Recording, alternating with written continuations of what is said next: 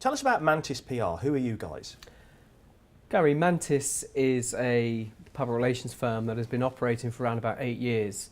And back when we first founded the business, myself and my business partner decided that we ought to really have a specialism in terms of the organisations that we want to work with. And for the past 8 years, we have really specialised in working with technology companies that sell product or service into the public sector. Now that's across the public sector, that's defence organisations, that's central government, that's local government, education and healthcare organisations that are providing tech and services into that space. What's your role in the organisation? My role is pretty mixed, if I'm honest. My role within Mantis is actually quite mixed. I'm in part responsible for new business development, but I also have a day-to-day client role that I still enjoy doing. I very much like to be at the coalface of what is driving my client's business and understanding why end users are buying my client's technology and their services. What kind of technology suppliers have you been helping? We work with a number of technology suppliers, namely Stone Group, which is an infrastructure and client device provider into the public sector space. They've got a very good profile within the education sector. We work with Bridgehead Software, which really has its founders within the healthcare space. They provide data management solutions for healthcare organisations. And down in local government, or rather not down in local government, in the local government arena, we work with CRM providers, organisations like Optavia and such like. So we've got a good mix of clients that enable us to operate in most of those sectors that come within that public sector space. To what, how high in your mix is cloud, do you think, as a high-tech PR company in 2014? Is that what everyone's talking about to you? I think cloud is certainly increasingly being spoken about within my existing client base. They're very much on the sort of early adopter stages of bringing out cloud services. Now, most of our clients are on G-Cloud, obviously the earlier iterations, 5, 4, 3, 2, etc., where cloud wasn't necessarily a requirement, or providing a cloud service wasn't necessarily a requirement for you getting onto that catalogue. I think we're going to increasingly see that change with G-Cloud 6, or G-Cloud 5 rather, where cloud absolutely fundamentally is a requirement. So our clients are looking to move into the cloud arena. There's certainly a lot more interest from the end user space. I think more so in some sectors than other sectors. Healthcare, for obvious reasons, is still a little bit nervous about that whole sort of cloud area, but we see a lot of potential for cloud within local government. I think we saw today with cables figures, there has been a degree of plateauing on the G-Cloud spend, and local government really is a prime opportunity to see that spend start increasing again. A couple of expert commentators at the conference have mentioned that from a supply point of view, there's perhaps a little bit of a misunderstanding that just getting onto the G-Cloud is enough, right? And we've had some experts, including from Cable, who've suggested, well, actually, that might be when you need to start your sales and marketing. As a sales and marketing expert, what do you think about that? I think Tony Singleton actually said it from the outset. He said, if you are a supplier and once you're on that on the G-Cloud framework and you stop, you've made a big mistake, because just because you've made it doesn't necessarily mean you're going to win business. You clearly need to get better at marketing yourself, because it's a competitive environment. Yes, it is a catalogue framework, and yes, procurement is less protracted by going through the G-Cloud framework, but you are competing with currently 1,500, soon to be 16, 17, 1,800 other vendors, of which we have seen spend is only with 50% of those vendors. So there's a lot of people that's zero. There are, absolutely. I think total spend on G-Cloud at the moment is with 420 suppliers.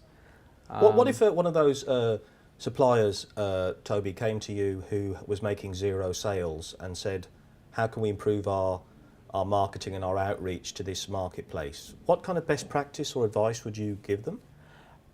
In terms of how to better market yourself once you are on that G-Cloud framework, I think you really need to start thinking more outwardly about your business. Far too many organisations focus on what is it we do as opposed to what is it we want our customers to buy, or what our customers buying. Yes. So it's understanding that user need better, as opposed to having that insular sort of inward approach to your own organisation. It's understanding what are your end users buying, how do you describe yourselves to those end users, and if you are successful in getting sales through the G Cloud, how best do you market those sales and make others aware that you are winning business through this framework. What do you think public sector buyers are receptive to in terms of sales marketing messages? What do you think kind of pushes their buttons? Public sector buyers are absolutely receptive to marketing content and marketing literature, and there is a caveat to that. I don't necessarily, as a PR purist, I am very much a firm advocate of good content, and good content that is disseminated through the right channels. For a PR person, the right channels are clearly good media outlets, things like 24N, things like Diginomica, and other public sector IT titles that are in this space. And the type of content that journalists, that publications are looking for is really good, strong quality reference material. Where have you done this before? It is absolute paramount to being successful in this business. And by working with organisations like Mantis PR, we can help end users understand how best to position their content and get it into the right channels where organisations, i.e. the end users, are going to be reading and wanting to learn more about your whatever product you might be offering. As a PR expert, Toby, what do you think public sector buyers are looking for from technology companies in terms of marketing communications? What are they receptive to? What do you think is effective? End users really need the confidence that suppliers have undertaken successful similar projects in the past. So they're always looking for good reference material, good reference points. Demonstrations of where have you done this before are absolutely paramount to winning business in this space. To give you a quick example, Mantis, up until recently, was working with an organisation called Updata Infrastructure. Updata was and still is a successful provider to the government's public sector network initiative. And we started working with Updata around about two to 2.5 years ago, whereby Updata were always selling public sector networks, albeit they weren't PSN networks. Of course. And we worked heavily with Updata on working with their existing client base to help tell the PSN success story that Updata really is. And it was really through a program of comprehensive reference content, news announcements, case studies, thought leadership pieces, industry roundtable debates that really helped to position Updata within the top 2, top 3 PSN providers in the UK. So much so that they were one of the only SMEs to make it onto the government's first PSN framework, of which there were only 12 vendors. What is a roundtable? An industry roundtable debate is something that Mantis PR is incredibly successful in organising on behalf of its client base. It's essentially bringing together a collection of like-minded individuals to debate an industry topic with media, with analysts, with trade associations, with vendor suppliers, with end users. Okay. To really focus in on a topic that is hot within the end user community, and developing and debating various issues around that topic. And so you get some stakeholders together and they kind of work a problem. We collect stakeholders, we bring together a series of stakeholders to debate an issue and to come up with an answer to that particular issue. And it's a great networking event for vendors and for others that are participating.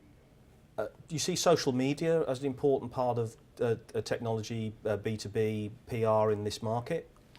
Social media is becoming an increasingly popular tool for which not only end users, or rather not only for vendors to communicate their products and their services, but also for end users to communicate how they have successfully used technology. Now, there are certain channels out there, things like Twitter, things like LinkedIn, which are coming more onto vendors and end users' radar, and it's certainly a good way of pointing individuals, interested parties to your content. The message seems to be that if you are a supplier wanting to maximise their opportunity in the G Cloud or the digital marketplace, it's time to drop the complacency. You need to actually don't see it as job done, it's job starts, and working with an expert consultancy and working on sales and marketing could be an important step forward. I think if I was to summarise the next steps once you are on G Cloud, it certainly is not get onto the framework and rest on your laurels. Your job has only just begun. It's an incredibly competitive marketplace. You need to ensure that you are known for the right things. You need to know you are better known than the competing vendors on that framework. Right. And therefore you really need to market yourselves more comprehensively than you may have done previously. Thank you very much for your time today, and good luck with Mantis PR. Thank you, Gary.